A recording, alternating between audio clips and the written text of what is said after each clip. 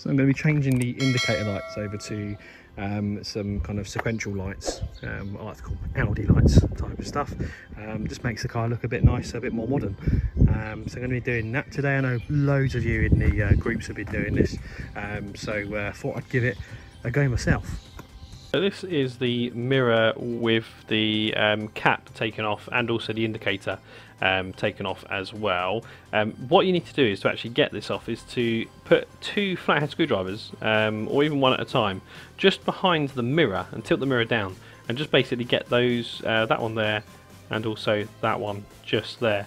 And once you start to prise that apart, you'll be able to actually be able to kind of start taking and manoeuvring that apart. So we're going to be putting the connector, which is this one. That's going to be going straight into, basically into there. I'll show you once that's fitted. So just testing it at the moment, and that is looking okay.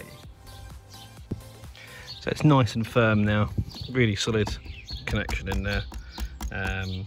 So yeah, not loose or anything, which is really good. It is literally a case then of putting the cover back on.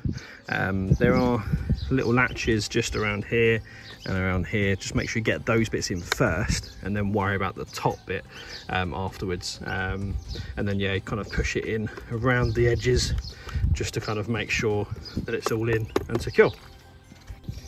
So let me just show you for clarity where this connects to. So these bits here are the bits which actually you're kind of unlatching from this bit just here.